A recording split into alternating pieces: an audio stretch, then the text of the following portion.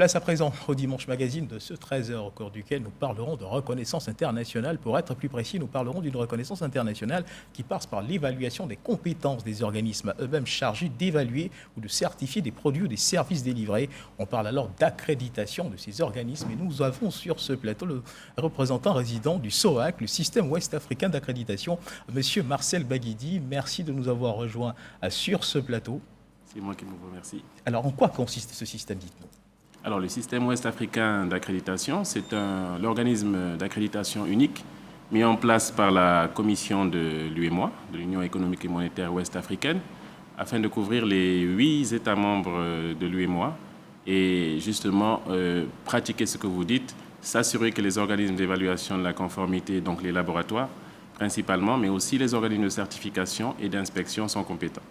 Alors, l'élément qui va suivre, monsieur le représentant résident du SOAC, dans un instant, devrait nous permettre d'en savoir un peu plus sur ce que propose ce système aux opérateurs économiques. Mais avant d'y aller, quelques précisions s'imposent. Il est important de rappeler que par le passé, les organismes d'accréditation étrangers proposaient leurs services, n'est-ce pas, aux opérateurs économiques de la sous-région des tarifs élevés. Ces opérateurs économiques ou laboratoires, il convient de le signifier, à leur tour, se voyaient dans l'obligation de répercuter à leurs clients les coûts de leur accréditation délivrée par ces organismes étrangers. C'est justement ce vide préjudiciable à notre essor industriel que ce système vient résoudre. Suivons ensemble cet élément de Lansine Bakayoko pour en savoir davantage.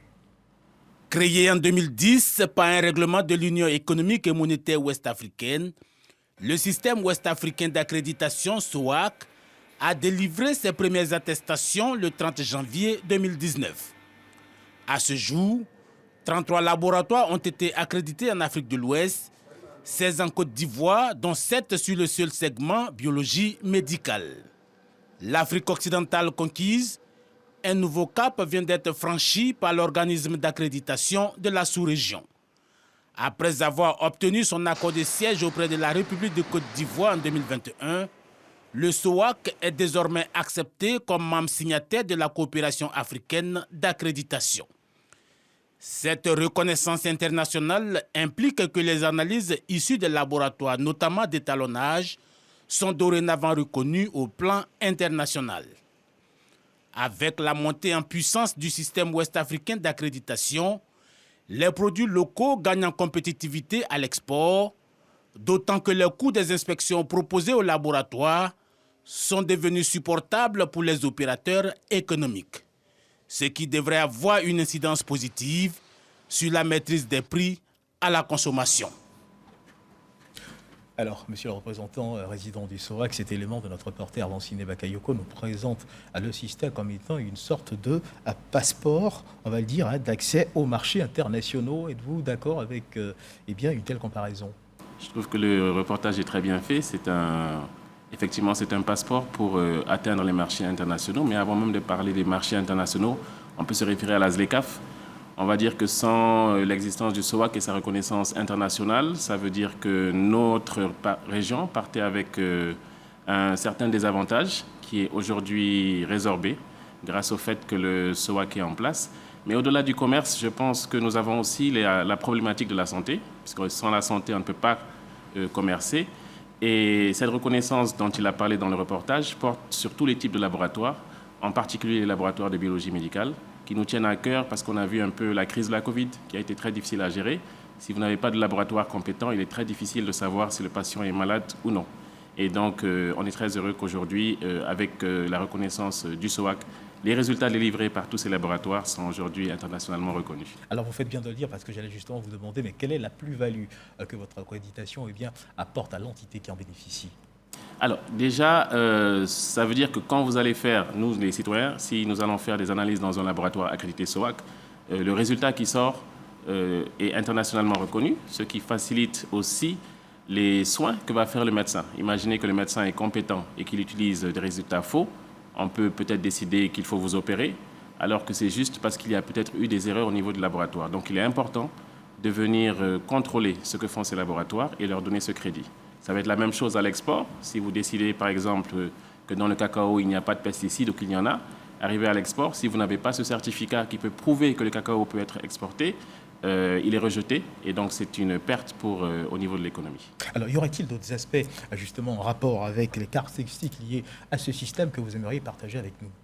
Alors déjà, par rapport à ce système, il faut voir que ce n'est pas évident de pouvoir, de manière globale, encadrer l'ensemble des laboratoires et c'est un peu l'effort qui a été fait sur la demande de notre conseil d'administration depuis le lancement du SOAC en Côte d'Ivoire. Et l'effort aujourd'hui, c'est que tous les laboratoires, toutes demandes confondues, accrédités SOAC, peuvent faire valoir leur certificat aujourd'hui au niveau international. Nous avons déjà ce premier point sur lequel nous pouvons insister. L'autre élément aussi, c'est que l'approche choisie par l'UEMOA, c'est-à-dire un seul organisme pour 8 pays, est originale. Vous n'en avez que 4 dans le monde, dont 2 en Afrique, et ça permet à l'Afrique de grandir très rapidement en matière de reconnaissance internationale, parce que quand vous avez 8 économies couvertes d'un coup, plus les 13 de l'autre organisme multi-économie en Afrique australe, vous avez déjà couvert 21 pays de l'Afrique, et ça veut dire que vous positionnez notre continent, il est un peu plus fort par rapport aux défis aujourd'hui commerciaux qui s'imposent au continent. Votre champ d'action est-il limité? Le champ d'action, il va grandissant. Nous couvrons déjà la compétence des laboratoires, mais vous avez aussi les organismes de certification. De certification. Certification, on parle de marques. Nous avons par exemple dans la région plusieurs marques. Nous avons la marque NI en Côte d'Ivoire, nous avons la marque SN au Sénégal. Alors la question est de savoir comment, lorsqu'on retrouve cette marque sur un produit, est-ce qu'on peut être sûr que l'organisme qui a permis d'apposer cette marque est compétent? Ça sera le rôle du SOAC de l'accréditer. On va penser aux organismes d'inspection. Alors c'est assez vaste, puisqu'on peut dire que ça touche tout ce à quoi nous sommes confrontés dès que nous nous levons le matin jusqu'à ce que nous nous couchions. Nous avons plusieurs produits. Effectivement. Il faut qu'on soit sûr qu'ils sont conformes. Alors juste avant de poursuivre cet échange, je voudrais savoir si nous sommes bien dans cette logique qui pourrait vous définir comme étant la police, qui fait la police à ceux-là même qui délivrent, on va dire, qui confirment les validations. C'est bien cela? La police, oui, qui contrôle, on va dire. Je trouve le mot police un peu fort pour ne pas les décourager. Mais enfin, vous avez raison. Vous ne pouvez pas avoir un système compétent et crédible au niveau international si vous manquez d'organismes d'accréditation. Et c'était le problème de la région ouest africaine. Et c'est encore le problème d'autres pays dans notre zone. Et aujourd'hui, avec le fait que nous avons 7 organismes mis en place par l'UEMOA et les partenaires, notamment l'Union européenne, mais aussi la CEDEAO et l'ONUDI, nous avons résorbé un problème important au niveau de l'Afrique de l'Ouest. Et aujourd'hui, l'Afrique de l'Ouest s'assoit à la table mondiale pour discuter des questions d'accréditation et de conformité. Mais qui a décidé que vous aviez compétence, vous, d'évaluer ces entités? Justement, on se rend compte que c'est un système en boucle. Parce que si nous décidons que les laboratoires fonctionnent bien, il faut bien qu'il y ait un mécanisme pour pouvoir essayer de voir comment nous fonctionnons. Et ce mécanisme aussi, c'est une révolution en Afrique parce que jusqu'en 2010, il n'y avait rien. Ça veut dire que les premiers organismes reconnus à l'international, notamment l'Égypte et l'Afrique du Sud, ont dû le faire par d'autres moyens et d'autres régions. Ils ont ensuite travaillé à résorber ce gap et depuis 2010, l'Afrique a ce qu'on appelle la coopération africaine d'accréditation. La coopération africaine d'accréditation. Tout à fait. Puisque nous n'avons plus rien au-dessus, alors nous faisons une évaluation des pairs et c'est dans ce cadre que la coopération africaine d'accréditation nous évalue, elle-même se fait évaluer au niveau international et dès lors qu'elle vous donne le satisfecit, vous êtes reconnu par vos pairs au niveau mondial. Alors dites-nous, qu'est-ce qui vous différencie des autres organismes d'accréditation? Il en existe. Il existe des organismes d'accréditation au niveau national, normalement dans chaque pays. Et c'est pour ça que je disais que l'Afrique avait un certain déficit et que le fait d'avoir choisi l'approche multi-économie, déjà on va dire, comme je vous ai dit, il n'y en a que 4 dans le monde. Donc vous avez le SOAC en Afrique de l'Ouest, vous avez le SADCAS, vous avez les pays arabes qui l'ont fait et vous avez l'Australie et la Nouvelle-Zélande. Donc 4 modèles. Ce qui nous différencie déjà, c'est le fait que dans les autres pays, généralement, l'approche est nationale. Mais ici, l'UEMOA s'est dit, ça va être difficile pour notre région d'avoir un organisme national par pays. Et donc vous avez cet organisme multi-État qui a été mis en place. Le deuxième point de différenciation, on va dire, c'est la proximité désormais avec les opérateurs économiques. La proximité. Tout à fait, j'ai vu dans le reportage. C'est ce qui est surtout mis en avant? Oui, cette proximité et le prix. J'ai vu votre partage, c'était très, très intéressant. La difficulté des opérateurs pour qu'on puisse être compétitif, c'est de pouvoir avoir tout le dispositif qu'on appelle infrastructure qualité autour de vous. Si vous n'avez pas l'organisme d'accréditation, vous allez devoir le faire à l'étranger. C'est un surcoût, non seulement pour le consommateur, mais aussi pour le développement et pour l'export. Alors, vous êtes installé en Côte d'Ivoire depuis 2018, c'est bien cela, avec un cahier des charges bien défini. Pourquoi le choix de la Côte d'Ivoire? Ce choix est-il fortuit? La Côte d'Ivoire, il faut dire que vous avez justement en rapport avec l'intensité de l'activité économique? L'intensité de l'activité économique, mais déjà un cahier de charge mis en place par la commission de l'UEMOA, puisqu'il fallait bien choisir le pays. Et justement, comme vous le dites si bien, dans le cahier de charge, c'était déjà de savoir si on a un tissu économique suffisamment développé pour pouvoir accueillir cet organisme. Sinon, vous allez augmenter les coûts avec les déplacements, etc. En plus de ce cahier de charge, il y avait d'autres points, notamment la célérité pour changer la législation afin que le SOAC puisse s'insérer dans le dispositif, pouvoir signer un accord de siège afin de faciliter les activités du SOAC, mettre à disposition un siège, c'est un plus que la Côte d'Ivoire a mis sur la table. Et tout cela a fait que, in fine, les États se sont mis d'accord, la Commission s'est mis d'accord et la Côte d'Ivoire a été retenue pour le siège du SOAC. Alors, on n'en parle pas beaucoup, hein, mais il y a aussi cette petite interrogation qui revient. Ce système d'accréditation, il pourrait également faire parler son expertise dans différents domaines, dont le bâtiment, par exemple. Tout à fait. Pourquoi cette piste n'est pas véritablement scrutée? Surtout qu'on assiste à l'effondrement de beaucoup de bâtiments. Est-ce que vous pourrez intervenir ou mettre à disposition votre expertise également dans ce domaine? Oui, on va dire, comme vous l'avez si bien dit, hein, le bâtiment est une question sensible dans l'ensemble de nos États. Mais pour que nous puissions intervenir, il faudrait déjà que les organismes d'évaluation de la conformité soient prêts. C'est-à-dire qu'ils aient déployé un système qualité conforme aux normes. Et ils ne sont pas prêts là en ce moment? Certains sont en train de se préparer à l'évaluation, notamment en Côte d'Ivoire, avec un laboratoire de BTP que nous sommes en train d'évaluer. Mais ce que je voulais dire, c'est que le SOAC intervient en bout de chaîne. Il faut donc des programmes d'accompagnement pour aider ces organismes d'évaluation de la conformité à se mettre à niveau.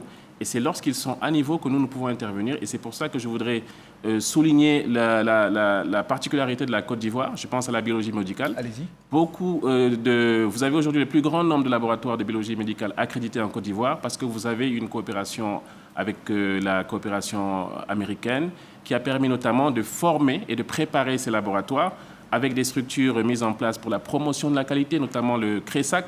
Je salue au passage notre aîné, le professeur Cess, qui gère le CRESAC. Et sans ces structures, vous ne pouvez pas avoir des laboratoires qui sont prêts pour demander l'accréditation. Mais ça permet, lorsque un pays a mis tout ce dispositif en place, de pouvoir aller beaucoup plus vite. Alors, ce système, comment se prend-il en charge sur le plan financier? Est-ce qu'il s'autofinance ou dépend-il de contributions des pays de l'UEMOA entièrement? Très, très belle question, parce que pour pouvoir avoir le niveau de reconnaissance internationale, nous devons être à but non lucratif. Nous ne sommes pas compétitifs, alors on se pose la question d'où vient le financement. Et c'était un peu ce qui est dans le cahier de charge. Le fait que la Côte d'Ivoire abrite le SOAC, c'est déjà de prendre en charge les questions de bâtiments, de locaux, etc. Et aujourd'hui, le SOAC bénéficie d'une subvention de la commission de l'UEMOA. Les résultats atteints ont permis à ce que la commission de l'UEMOA décide de renouveler cette subvention de nouveau. Mais le lancement du SOAC, il faudrait le rappeler, c'est fait aussi avec l'appui de l'Union européenne, dans le cadre des échanges avec notre région et avec aussi l'expertise technique de l'Organisation des Nations Unies pour le développement industriel. In fine, je peux dire qu'on ne peut pas parler d'organisme d'accréditation s'il n'y a pas une coopération de plusieurs acteurs. Et aujourd'hui, nous sommes en train de discuter pour voir un peu comment nous pourrions avoir un financement additionnel qui viendrait aussi directement des États membres. Alors, petite question, hein, juste de curiosité, à combien s'élève la participation de la Côte d'Ivoire?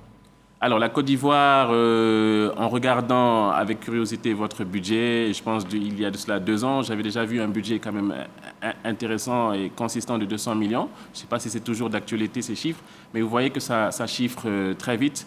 Et la subvention de la commission de l'UEMOA, par exemple, elle est de 430 millions sur 3 ans. Et malgré tout cela, vous avez parlé du bâtiment, on n'arrive pas encore à résorber. Donc vous voyez qu'il est nécessaire d'avoir une synergie pour les financements.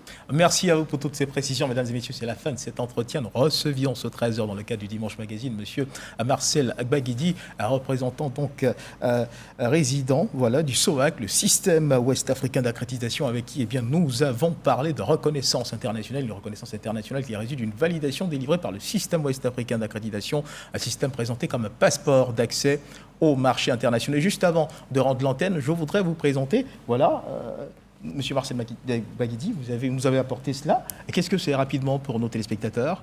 C'est ce qui prouve qu'on est reconnu à l'international. Il faut signer avec les pairs. Il fallait que le SOAC signe et vous avez un certificat et on le présente, on est heureux de le présenter à l'ensemble de la région et ça nous permet de dire merci à tous, en particulier au ministère du Commerce, M. Souleymane Diarra qui a vraiment aidé le SOAC à être opérationnel.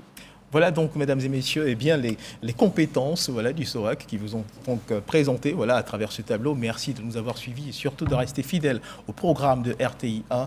Dieu garde la Côte d'Ivoire.